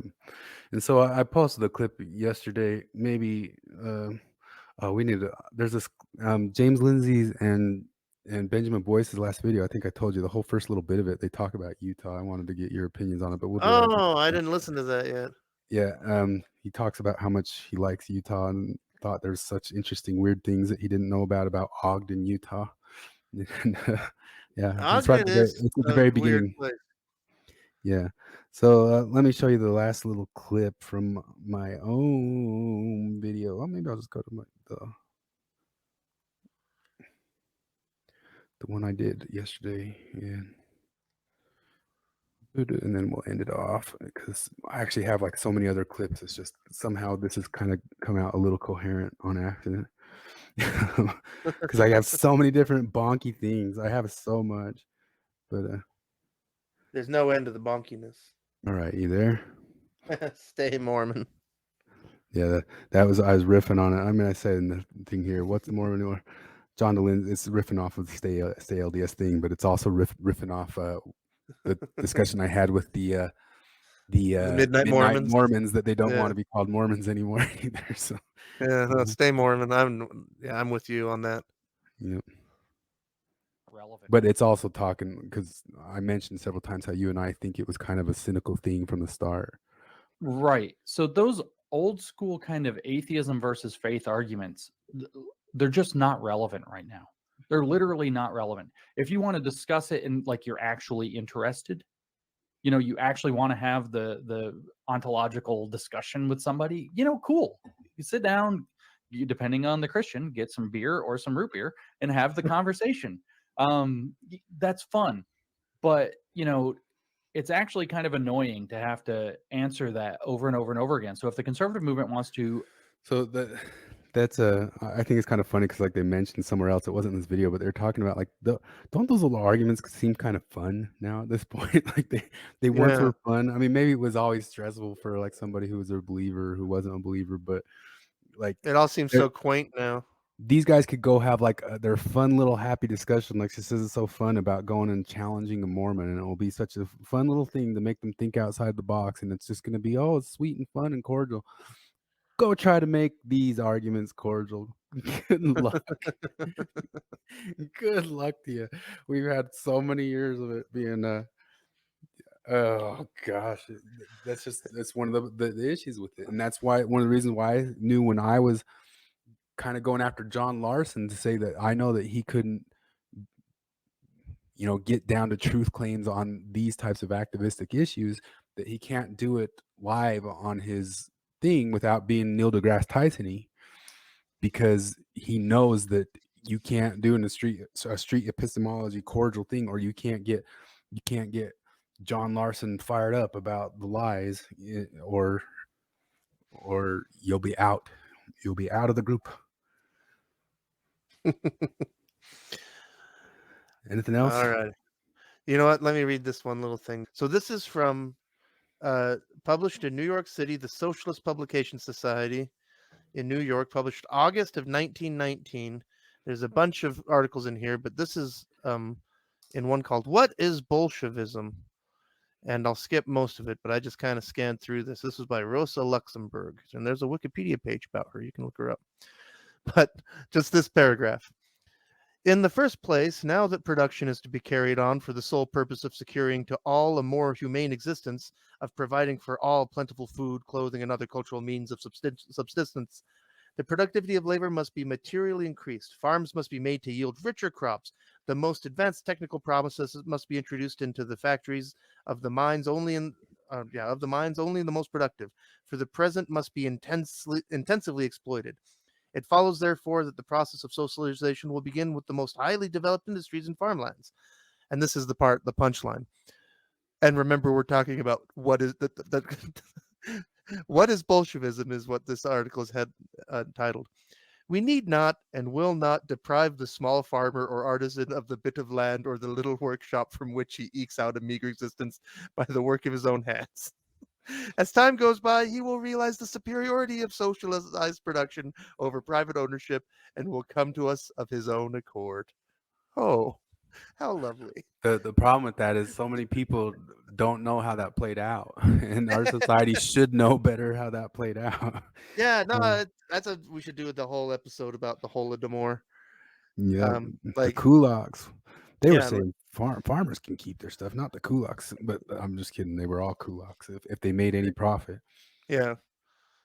Alrighty. They killed the kulaks, man, and then they killed people who tried to keep any corn for themselves, and there was all sorts of insane They stuff killed with that. people who would go through the fields after the harvesters had gone by them, and what little bits of grain might have fallen out and shaken out, they would pick that up and gather them. If you got caught doing that, that was gulag or execution. Yeah, and we mentioned it a few times without explaining it well, but Lysenkoism comes from, I don't know the guy's first name, Lysenko, who was in charge. Trofim. That's a great name, Trofim Lysenko. Trofim Lysenko. Lysenko. No, I always say it Lysenko. I didn't know that. Yeah, Americans do that, but when don't we call it Lysenkoism? I think Either way. I think so. I mean, I don't know because Yeah. in English we say Lysenko, but in the Russian vowel is an I, Lysenko. Gotcha. The guy thought that he came up with a new, better way of knowing. Way of knowing is another one of those epistemology things that I could poke at you guys till the end of the time with the people who want to buy into activism world. There was a way of knowing, or a communistic, or what would they call it? Yeah. I guess Oh, Marxist way of growing plants. it was And literally applying communist principles to horticulture, to biology in general and horticulture specifically. And there was all kinds of crazy shit. Like, I mean, the one that I remember specifically is that, like, he said that, you know, because there's this old idea about, you know, you need to space plants apart so that they can get enough nutrition to grow. He said, oh, no, that's a capitalistic, selfish notion. If you simply plant the plants closer together, they will share resources and help each other in a communistic fashion. Like, this is the kind of crap that he forced onto people. and it failed so Yeah, hard it killed millions of people. millions and And, millions. and And the New York Times denied it and got a Pulitzer Prize for it. and tens, or if not tens, hundreds of thousands of farmers who resisted Lysenko were sent to gulags or executed at Lysenko's orders. Yeah. And that's, And I mean, this is one of those things where, like my communist friends, you know, I'd ask him, like, and anytime I meet somebody who's a communist, is an actual self-described communist, and you kind of ask them, like, have you ever heard of Trofim Lysenko? And you just, their eyes are totally blank. And that's one of those things where it's like, you know, there's a reason you haven't heard of this guy despite being a self-described communist Marxist who knows the history of the 20th century, you Yeah. know, but you don't know who Trofim Lysenko was.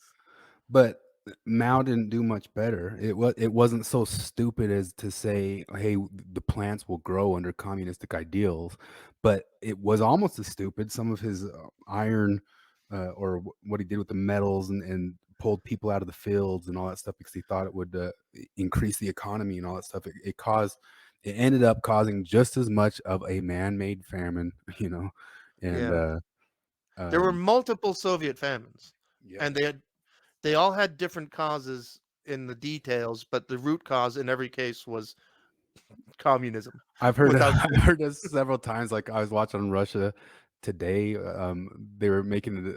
People don't understand that under Stalin's regime, they went through some famines. They went through some difficult times. There was poverty. Like, they talk about it like they weren't the cause of it. Like, it happened to them, and you have to understand that's part of the problem. There, that this happened to them, and they didn't cause Yeah. this thing to them, and it's so dumb. it But it changed fast, but when the Germans initially rolled over Ukraine, most of the Ukrainians considered it a liberation. Then they very quickly learned that the Nazis weren't going to be any better to them than the out of the communists frying were. pan into the fire. Yeah, exactly. But yeah, But for that's brief moment, they're like, "Oh, good, this shit's finally over." But no, it was just more of the same. But that's a good thing to end on. If you people think you're graduating out of Mormonism from some bad epistemology, make sure you're not out of the frying pan into the fire on some other Yeah, stupid absolutely. epistemology. But